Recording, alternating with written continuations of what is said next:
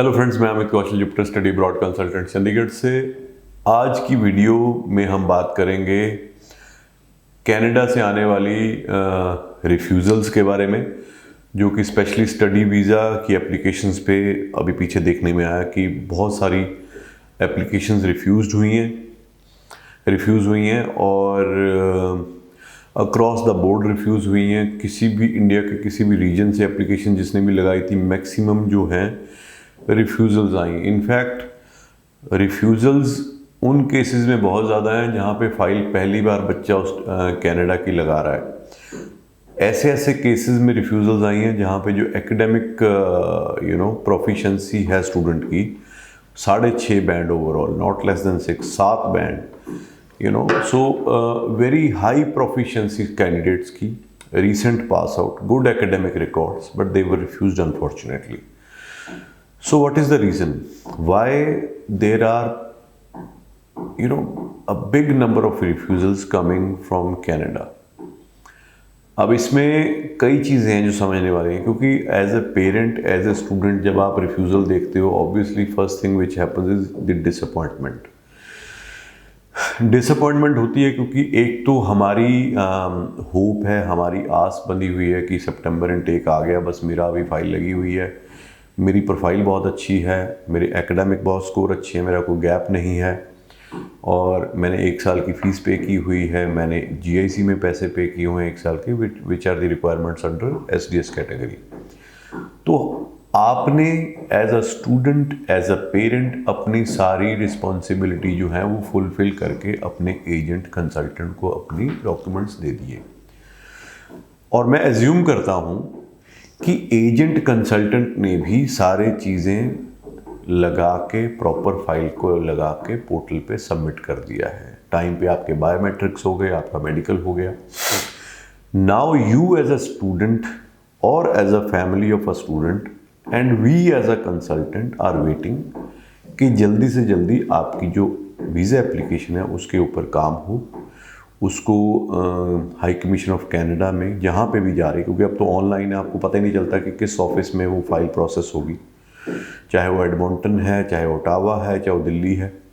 तो हम ये एज्यूम करते हैं या होप करते हैं कि जल्दी से जल्दी आपकी फ़ाइल जो है वो पिक हो, उसके ऊपर वीज़ा ऑफिसर देखे, काम करे और आपको जो है पीपीआर रिक्वेस्ट आ जाए। So this is what we all think when we submit the file or when we submit the visa application, assuming that मेरा स्टूडेंट या मेरी जो वीज़ा एप्लीकेशन मैं डाल रहा हूँ या डाल रही हूँ उसके ऊपर पॉजिटिव रिजल्ट आए, क्योंकि आपने वो सारे बॉक्स टिक किए हैं जो कि रिक्वायरमेंट है स्टूडेंट वीज़ा कैटेगरी के अंदर कनाडा में जाके पढ़ने के लिए। बट फिर भी क्यों वीज़ा रिफ्यूज़ हुआ, उसके बावजूद भी आपको एक लेटर आती है जिसमें लिखा है कि we don't think you will come back और your purpose of visit is not in line with your application या जो भी आपके सर्कमस्टांसेस हैं।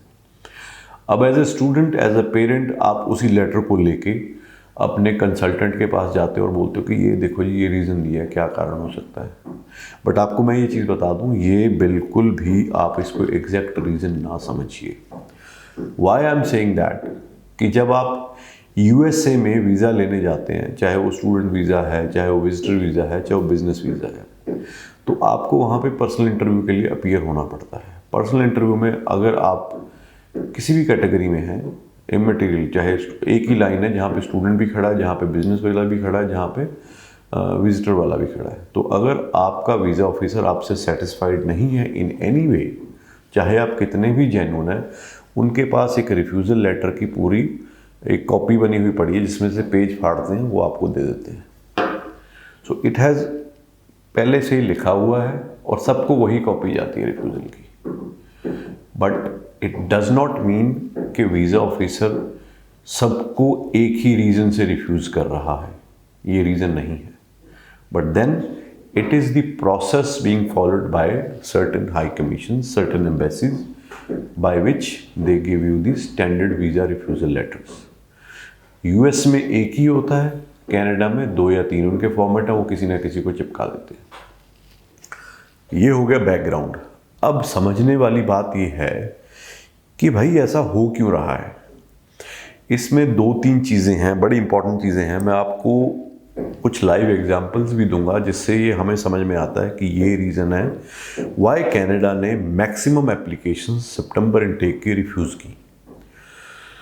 चलो, आपने ये तो सुना होगा कि कनाडा में जी पहले आया कि 18 लाख वीज़ा एप्लीकेशंस पेंडिंग है, मतलब across all categories, not only student visa. फिर आया जी 2.1 मिलियन यानी कि 21 लाख। फिर आया 2.3 मिलियन मींस 23 लाख। अभी लेटेस्ट फिगर आई है कि कनाडा में 2.7 million 27 lakh visa applications pending हैं for decision making.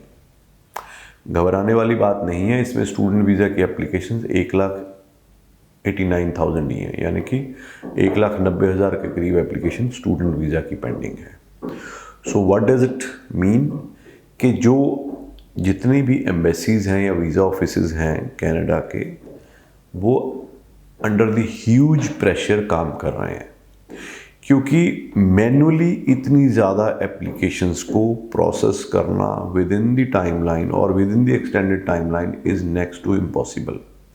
Human intervention से तो पॉसिबल नहीं है। So what they are doing, they are taking the help of artificial intelligence, जिसके बारे में पहले भी बहुत बार डिस्कशन हो चुकी है कि they have created a software और they have acquired a software called Chinook, जो कि जिसमें कुछ कमांड्स इन्होंने ऑलरेडी भरी हुई हैं, कुछ उसमें कॉम्बिनेशंस ऑलरेडी बना दिए, कुछ चेक पॉइंट्स हैं, कुछ रेड फ्लैग्स हैं। अगर ये हो जाता तो एप्लीकेशन इमीडिएटली रिफ्यूज़ल में चली जाएगी। पहले वर्जन 1 आया था दिसंबर 2021 में। उस टाइम बहुत ज़्यादा रिफ्यूज़ल्स आई थी, बट कहीं ना कहीं जनवरी फरवरी के बाद वो सेटल होना शुरू हो गया था। अब रिसेंटली तकरीबन 1-1.5 महीना पहले उसको अपडेट किया, वर्जन 2 आया है। एक तो वो है। दूसरा, सॉफ्टवेयर तो वैसे ही काम करेगा ना जैसे उसको कमांड होगी, तो we can not hold the software responsible for the entire mayhem. जो ये पैनिक है या जो रिफ्यूज़ल है, उस पर अकेला सॉफ्टवेयर रिस्पॉन्सिबल नहीं है। उस सॉफ्टवेयर को चलाने वाले उसको क्या डायरेक्शंस दी हैं, क्योंकि कंप्यूटर ऑन इट्स ओन तो काम नहीं करता, जो उसमें आप डेटा फीड करोगे उसके अकॉर्डिंगली ही वो काम करेगा। तो उसको जो उसको फीड कर रहे हैं ना, दे वांट दैट इमीडिएटली ये जो हमारा बैकलॉग है हम इसको क्लियर करें, क्योंकि कहीं ना कहीं प्रेशर आ रहा है डिपार्टमेंट ऑफ जो आपका इमिग्रेशन डिपार्टमेंट पे, एजुकेशन डिपार्टमेंट पे, इंटरनेशनल कम्युनिटी में उनकी कहीं ना कहीं इमेज ख़राब हो रही है एज ए इंटरनेशनल डेस्टिनेशन, कि जी देखो इतना स्टूडेंट इनके पास जाने के लिए तैयार बैठा है, but they are not able to process the applications. So I think this is my personal opinion, I may be wrong. So they are trying to get rid of the application as soon as possible.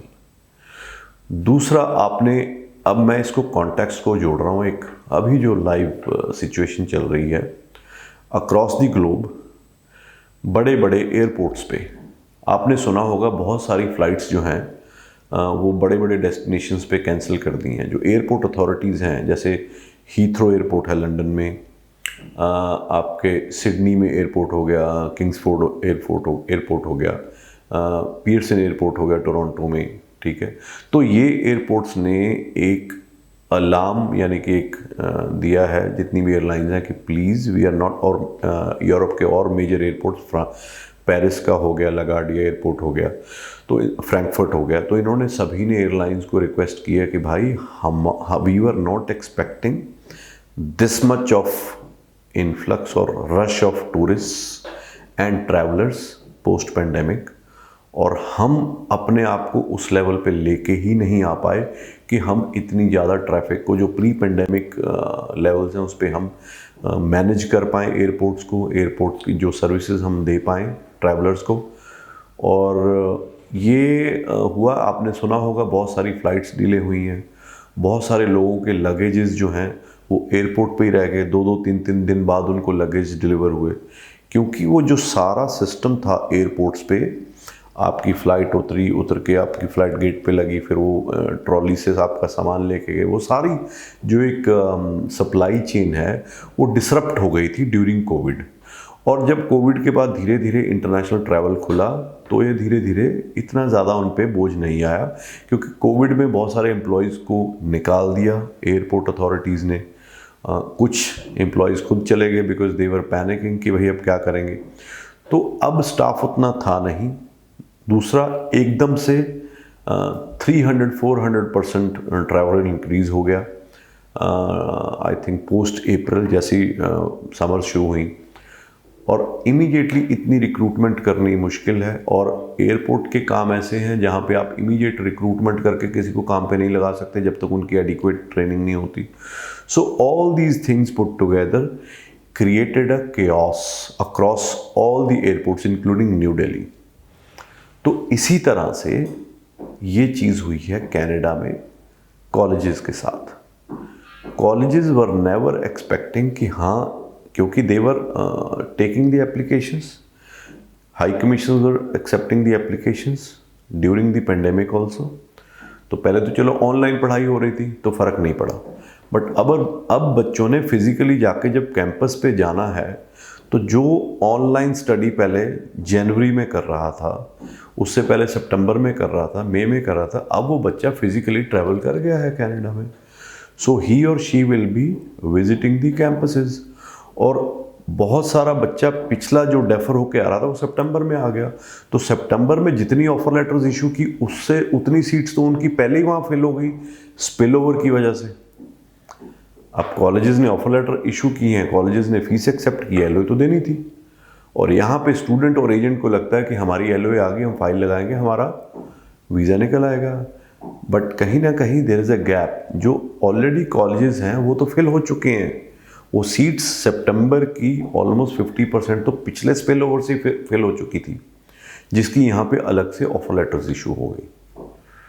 तो and result, colleges might have communicated the same to the High Commission, and the best way is to refuse the applicant कि भाई we are refusing your applicant। obviously अगर इस time पे किसी की सितंबर की refusal आएगी तो obviously वो डेफर लेके नेक्स्ट इनटेक में जाएगा, and that is the right thing to do। so this is the reason why there are mass number of refusals। I don't think there is we have to blame any student or agent कि भाई तूने file नहीं मेरी ठीक लगाई, तूने ये नहीं किया। मैं एक जनरल बात कर रहा हूँ। आई एम नॉट सेइंग कि सारे एजेंट बहुत अच्छी फाइलें लगाते हैं, आई एम नॉट सेइंग सारे एजेंट्स बहुत गलत फाइलें लगाते हैं। तो मैं एक जनरल व्यू की बात कर रहा हूँ। तो और मैं इनफैक्ट अपने स्टूडेंट्स को पिछले 1 महीने से थ्रू आवर स्टाफ बोल रहा हूँ कि please take defer, do not apply for September. But then अब स्टूडेंट को थोड़ी पता है कि ये सिचुएशन हो सकती है। उनको तो ये है कि मैंने फ़ीस पे की हुई है, सितंबर इनटेक की मेरी एलओए आ गई है, मेरे को तो जाना। तो अब रिज़ल्ट अक्रॉस द बोर्ड आपके सामने है, बट पैनिक होने की ज़रूरत नहीं है, because this is nothing to do with your profile. और एक रिफ्यूज़ल से या 2 रिफ्यूज़ल से आपकी प्रोफाइल पे कोई नेगेटिव इम्पैक्ट नहीं आने वाला, because high commission also know that refusals during this time have been triggered by the demand of the system, because system was not ready to service the students, चाहे वो airport authority हो, चाहे वो वहाँ पे कॉलेजेस हों। इस situation को, ये जो एक डिसरप्शन हुई थी 2020 में पेंडेमिक के द्वारा, जिसने सारी दुनिया को एक स्टैंड स्टिल पे ला के रख दिया था, जब वो दोबारा एकदम से मशीन चलेगी, अभी चलनी शुरू हुई है, तो कुछ ना कुछ चीज़ें तो छोटे मोटे निटी ग्रिटी इश्यूज तो आएंगे। सो this is one of them. तो मेरी रिक्वेस्ट है, आप प्लीज़ जनवरी इनटेक के लिए अप्लाई करिए, उसके लिए डेफर मंगाइए। और अगर अभी भी कोई वेट कर रहा है कि मेरी सितंबर की फ़ाइल लगानी है, मेरा पर्सनल व्यू है कि you should defer your intake and apply for next available intake. कुछ इंस्टीट्यूशंस हैं, जैसे मैंने बात की थी प्रोविडेंस यूनिवर्सिटी, जिसके पास नवंबर इनटेक है। 2 एडवांटेजेस हैं, एक तो November intake is 2 months prior than the January intake, पहले होगा। Plus Manitoba is a province जहाँ पे ऑलरेडी उतना स्टूडेंट नहीं जाता जितना कि टोरंटो, वैंकूवर या मॉन्ट्रियल में जाता है। तो उम्मीद है आपको ये चीज़ें समझ में आ गई होंगी और आप उस हिसाब से अपने डिसीज़न मेक करोगे फॉर स्टडी इन कनाडा। और पैनिक होने की ज़रूरत नहीं है, this is part of the game, this has been happening in Canada. ये because of the current situation है, इसमें आपका या आपके एजेंट का कोई दोष नहीं है। Thank you so much.